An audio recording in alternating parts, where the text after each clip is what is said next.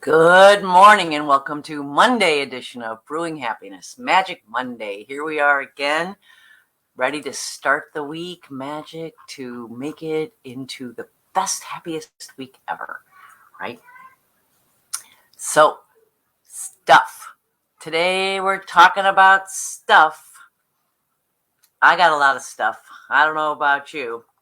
Emotional attachment. Good morning, Debbie.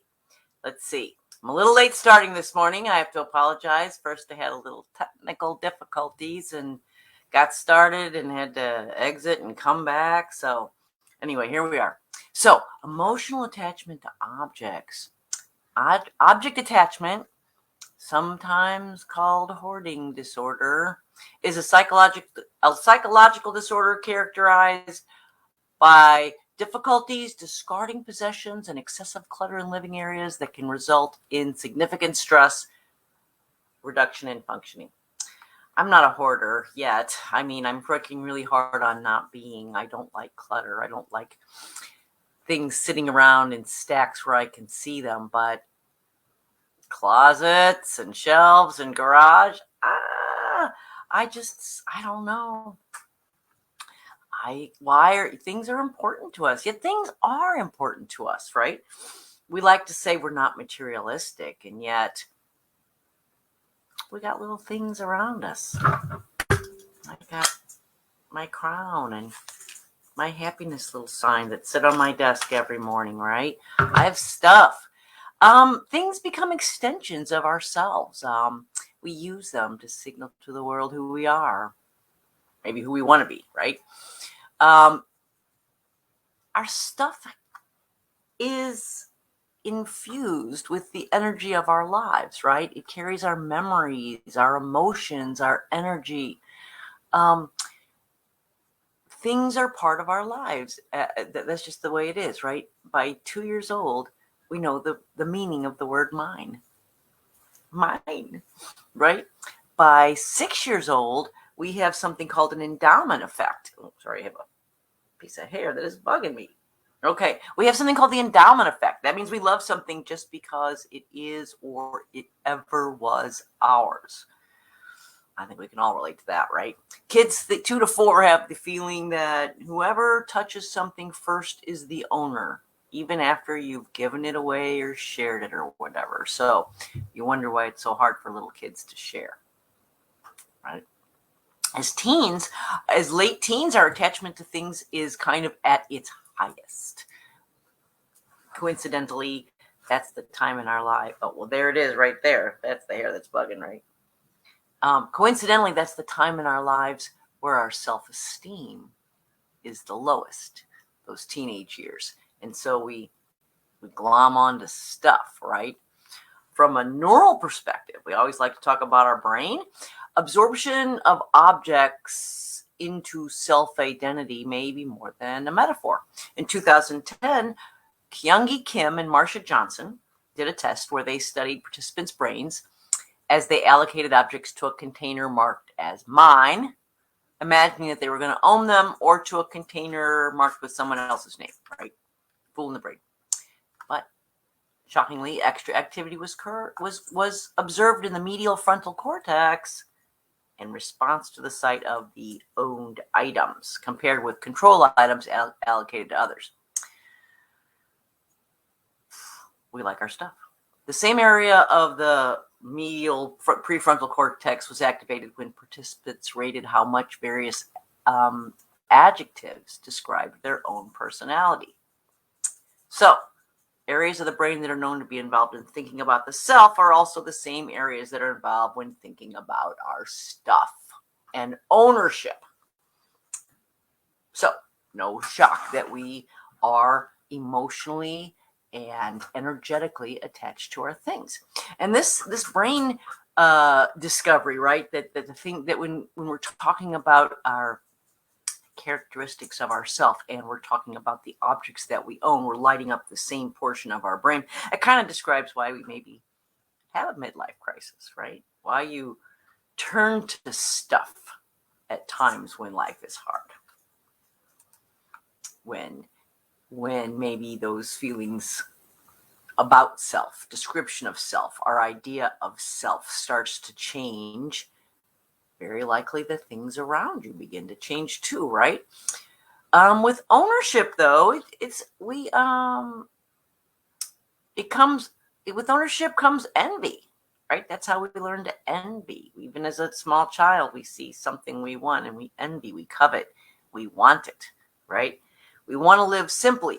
We want to focus on things that are important, live in the moment, be kind and generous, lead with love, focus on what's important, and yet we still love our things. I'm going to show you some things here. So here, I don't know, I spent so much time getting my camera ready this morning. Here we have my amazing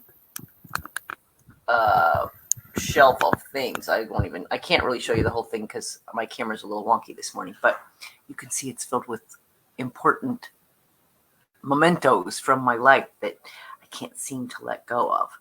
Like I said, I keep the Queen of Happiness on my desk. I keep a rock, my favorite rock, that I just love this rock, so I keep it. I have a little bit of ocean water from a very important goddess ceremony that I attended. There's a little tiny bit of sand in the ocean water from that night on the beach, which was very impactful to me. This is just within my reach of my desk, right? I'm sure everyone if you think quickly about what you have in your life. I have stuffed animals, Curious George. Got him at a garage sale. I love Curious George. Kids don't really like him. They don't know who he is. I love him. He was 50 cents. He's mine. I got Baby Yoda. I love Baby Yoda, Cat in the Hat, right? I got a few pieces of clothes I can't let go of. I've got a shirt from 1992. Went to a concert, had one of the guys from the band sign the back of my concert. A very dear friend and I bonded over this same musician, Mary Chapin Carpenter, and we went to her concert and stood in line afterwards and had my t-shirt signed. I still have that t-shirt.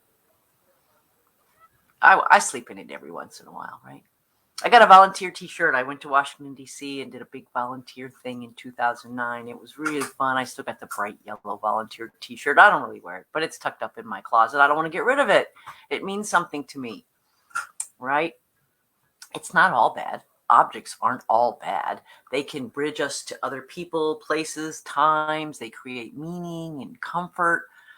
I didn't write down the names, but maybe this is this. But I have to apologize because I didn't write down the names of someone who started something called the Burning House Project, which had people just think about if your house was burning and you just had a couple of minutes to grab what you love and get in the car. What are you taking with you? He said you find out interesting things about people when they start. The project was you would take a picture of the things you would save, right, and post it. But it was an interesting study in what people cared about and saved, what they considered irreplaceable, what they grabbed on their way out the door. Turns out there's really two kinds of materialism, right? According to Dr. Mihaly, Sissons. Uncanny. I don't even want to hurt this person's name. Here's what we're going to do. Because I have this cool technology. I can say, wait. Mandel. Oh, whoops. Control V. Enter. Oh, I did it a couple times. Ha ha ha ha ha ha ha. All right. And then I can show it. Anyway, here's this guy's name. Please forgive me because I can't say it. A distinguished professor of psychology at Claremont Graduate University, Dr. Mihaly, Dr. C, we'll call him, says terminal materialism is the kind that's typically described as shallow, empty, wanting things for their own sake, right? Or to impress others. That's the materialism we all go, oh, I'm not materialistic, and we stand back. But there's also something called what inspires someone to save something from their burning house. That's more instrumental materialism. When the object is a bridge to another person, to another feeling, Dr. C says. Now, years ago, I've told this story before, but I'm going to tell it again. Years ago, I worked in corporate America. I was a cube kid, right? I lived my life in a cube, and we moved cubes often. There's always reorganization. They're always jettisoning you off from one cube to the other. And I was in the process of moving down from the second floor to the first floor, and a box of things that I had collected, not work things, of course, personal things that I had collected, somehow got thrown out, marked unbreakable, maybe mistaken for basura. But it was tossed out, and I lost a snow globe that a friend had brought me from Peru, 2 hummingbirds around a beautiful iris in a snow globe. I had a ceremonial Korean hat that one of the girls that worked for me had traveled home to Korea and made it a point to bring this gift to me. I had some little ceramic clogs. I'd had business visitors from Denmark, and we'd had a beautiful dinner and just bonded on a beautiful, wonderful night. And they left me these little shoes to remember them by. I had a case on my desk at work, all these little things that I loved. And this was the box of, not the box of folders, right? Not the box of binders and work crap that can be replaced, but all my beautiful memorabilia, gifts mostly, had been lost. And I was crushed. And it dawned on me that the things, I didn't wear the Korean hat. I rarely shook the snow globe, right? The things that I lost it wasn't the things that I was feeling the loss of. I mean, yes, they were, of course, but it was the memories. Each of those things had a memory attached to it, a very significant emotional memory that was important to me. And when I lost them, I realized that the thing, I didn't care about the thing. I cared about never remembering what had happened. So I sat down and I made a list of everything I could remember that I lost. And I kept that list. I still have it. Every once in a while, I take it out and look at it since I can't look over at those things on my shelf anymore. I just pull out the list to remember those memories. But it was a big lesson in stuff, losing stuff. Things embody goals. They make skills manifest. They shape identities of their users, writes Dr. C. and Eugene Rockberg Halton in their 1981 book, The Meaning of Things. Man is not only Homo sapiens, he is also Homo faber, the maker and user of objects. His self, to a large extent, a reflection of things with which he interacts. Okay, so we're not crazy when we lose things and we're really, really sad about it. There's nothing to feel guilty about or feeling that you're too materialistic when you do legitimately lose something you cared about. The loss of possessions, this is again from the book, The Meaning of Things. The loss of possessions, once deeply associated with the self, can cause real grief. Real grief. If your house was burning and you had no time to save your favorite things, you might feel like you'd lost part of yourself. And the other interesting observation from this study was people who said they didn't have any special objects, turned out they didn't have any special relationships either. How we form relationships, how you do one thing is how you do everything, right? How we form relationships with others is correlated to the relationships we form with the things in our lives, right? Remembering to bring warmness and kindness and use those things to remember good moments in our life.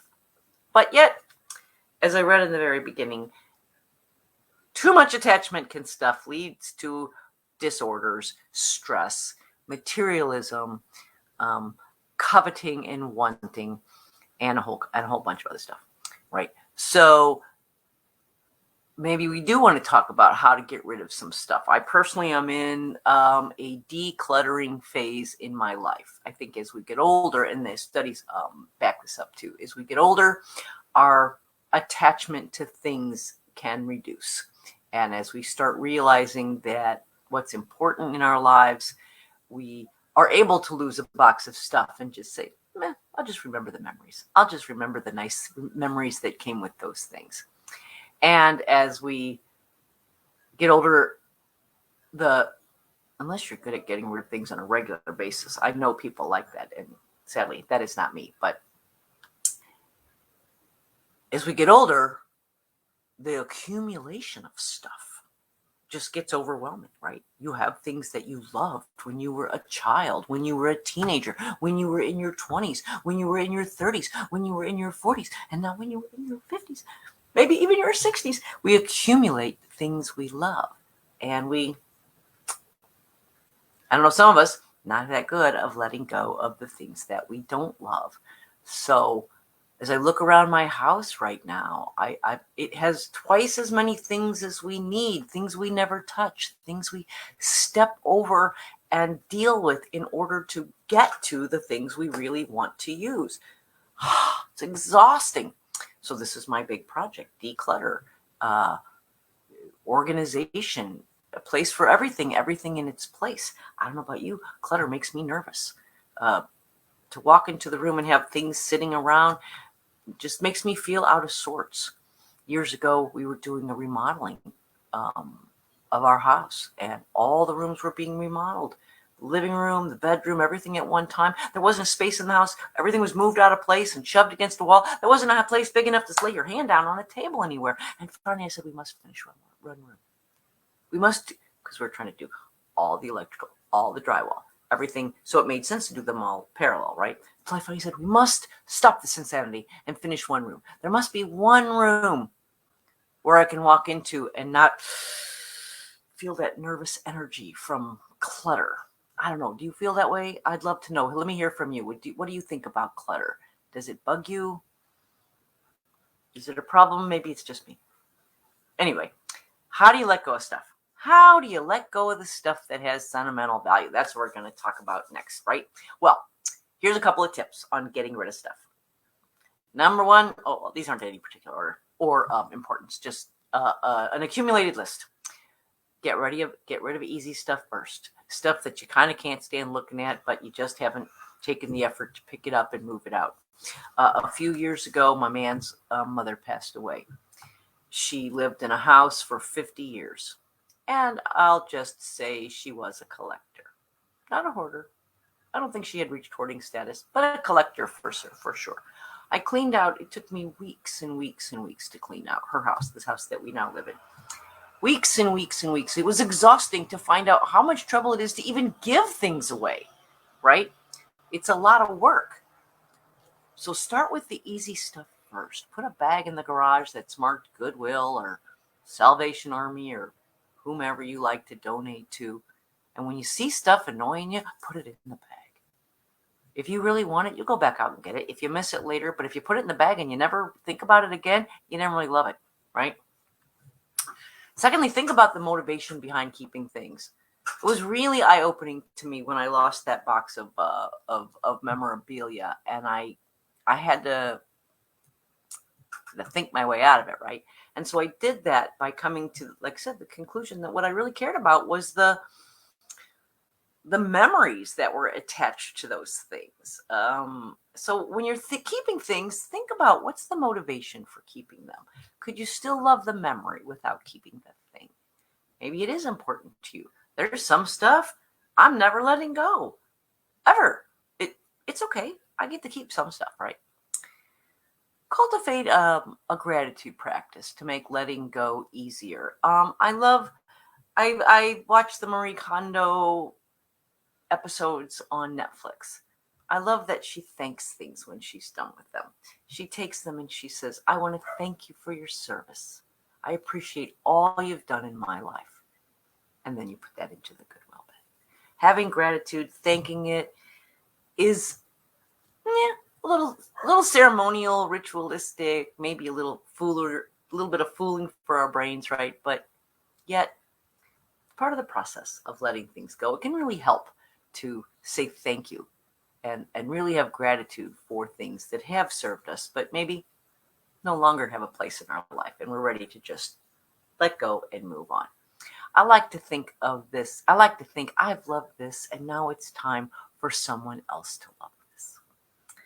Just as I love thrift stores and garage sales and estate sales, I love to love other people's things. Sometimes when you buy other people's things, they come infused with energy or feelings that are real. They're real. So I like to think about that happening to someone as maybe I let go of things and it goes to the Salvation Army and someone picks it up and maybe they feel my energy and how much I loved that item when it was mine. These are just little ways to help us let go, right? Try not to compare yourself or your things or your homes to others. What's good for you? What do you love? There's no keeping up with the Joneses. Nobody cares what stuff you have. Anybody that's judging you by what stuff you have or don't have, is it really your friend? Right? Letting go of some things helps us to hold on to the things we love the most. When you're discerning, when you have to make decisions, when you have to say, I can let go of this, but I need to keep this one. At least I'm keeping something, right? That's helping me let go of that one. Letting go of the things helps us, like I said, to hold on. It's okay. Tyler Durden said, the things you own in life end up owning you. Well, this can be true. Sometimes the maintenance of things is exhausting, right? The moving around, the picking them up. So slowly get rid of items with sentimental value. You might try to display it. Maybe you take some kids' old artwork, or maybe even your favorite old t-shirt and you make a pillow out of it, right? That's what I keep saying I'm going to do with the old t-shirts in my closet. Make something that you can display with it. You have a bunch of frames, a bunch of pictures of the kids, put 5 or 6 pictures in one frame. Rotate them out a little bit, right? Offer things to a family member. As I let go of things, I definitely offer them to my kids first. They got memories too. These are things that might have been sitting around the house their whole lives. In fact, one of the things that I own and treasure, I should have brought it in here to show you. It's a little brass pot. It looks a little bit like Aladdin's lamp, except taller. And it's got a spout on the top. This was something my mom owned when I was a very small child. And I spent hours playing with this thing, rubbing it like a genie was going to come out of it, playing a tea party as I poured it because the lid actually came back and it had the cutest little handle. I played with it for hours and it sits on my bar now, and that's a prized possession. I'm not letting that go. But I am letting a lot of stuff go. When you let go, you don't live with less at all. You're simply making space for things that matter.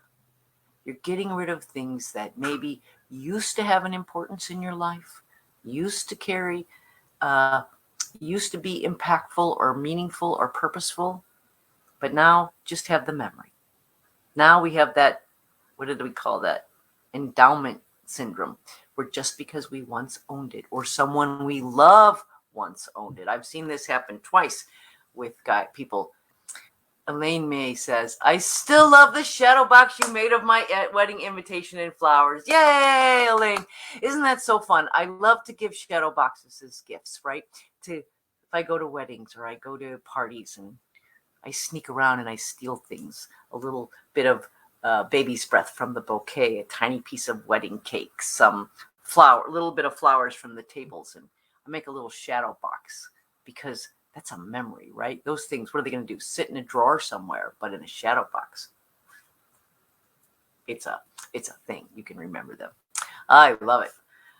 So many of us still live overcrowded, busy lives, right? That sometimes they rob us of what really matters. Sometimes we're so busy keeping up with the Joneses, keeping up the appearances, acquiring the latest and greatest stuff that we got to have, right? That we really miss out on what really matters. We wait, we bide our time. We think we're going to be happy when the big things happen, when we get that new TV. Boy, isn't this living room going to be fantastic, right? We realizing the good stuff is happening right now. You can enjoy your movie just as much on the 55 inch as the 75 inch when you're surrounded by your family and you got homemade popcorn in your lap and you're all laughing together, right? Does it really matter how many inches or how big that screen is? So here's another thought is keep one, lose the rest, right? I had a bunch of t-shirts I had in a pile of t-shirts I loved that I was never going to get rid of. A t-shirt about this big. So again, had to make a decision. Kept the two that were just the most important to me. Sometimes it helps to have a friend help you.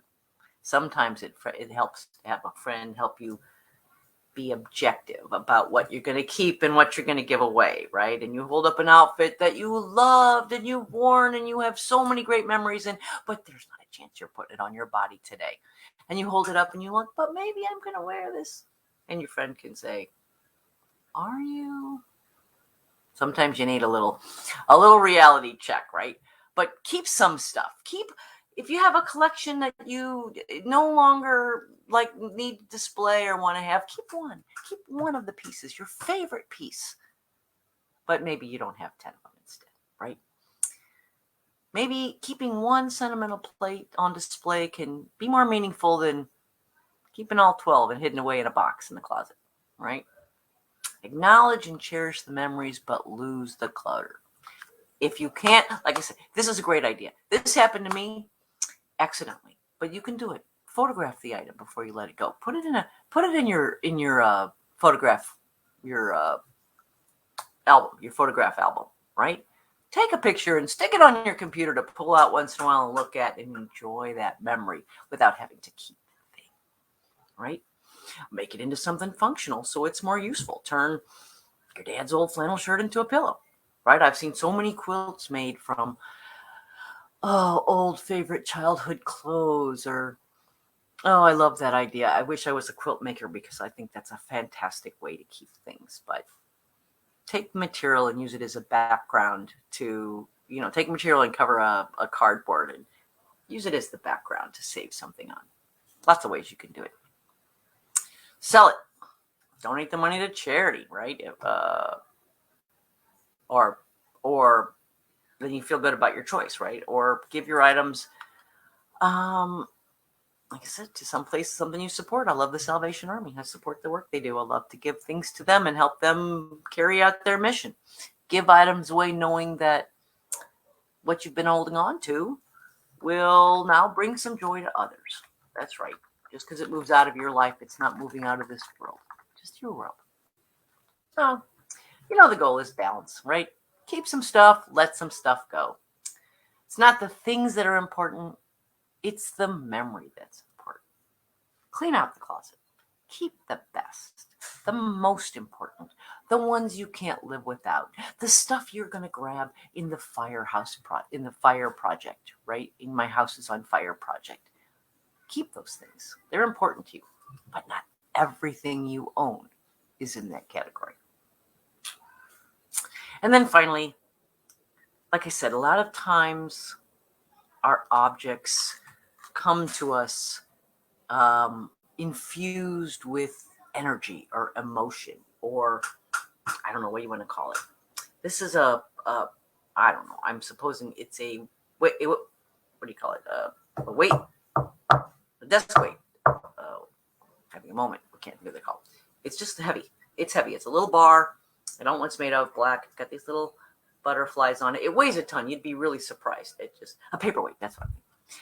You'd be just amazed at just how heavy this is. And this was Georgia, Richard, my man's mom's, and she was really important to me. And this was on her desk, and I put it on my desk. It's tiny, and it sits, right under my monitor, but it's infused with her. I feel her when I touch this and hold it. I know she's close. Sometimes I just reach out and touch it. Just a quick touch with my finger. Just to touch it, right? So how do you charge an object with intention? If you're sending things out and you want to I like to know that the next guy's going to love my stuff, right? The next person. So how do you charge it with some intention? So we're going to keep some stuff. We're going to keep clear on why we're keeping it, right? What memory or lesson do they bring to you? And then you charge an object, you can charge it. Just hold it. Just look at it. Just think about the emotion you want it to carry. I want this to be infused with love and gratitude and happiness and joy for everyone who touches or uses this object. And then put it in your Salvation Army box and know that you're sending a little happiness out into the world along with that old blouse you're never going to wear again. So that's the show for today. Think about your stuff. I'm not saying you can't keep all your stuff if it's not bugging you, if it's all good for you. That's great. I know for me, as I look around my house, I just feel the need to let some things go. And that's what I'm getting ready to do. So we'll stay in touch on the getting rid of stuff project and how that's going. I'm going to try to tackle a room a day and see what can march out the door, right? And still be leading a happy, blessed, wonderful life. So that's our show for today. Thank you for watching. If you're watching it on the replay, leave me a message. Love to know if you're enjoying the show, if there's any topics you'd like to discuss, what your thoughts are and what you saw today. I'd love to hear from you. If you think there's a friend who might enjoy hearing this, love it if you'd share me. Love it if you'd share this show. Like me, heart me, love the emotions. Emojis is what I meant to say. All right, that's it for today. Until tomorrow.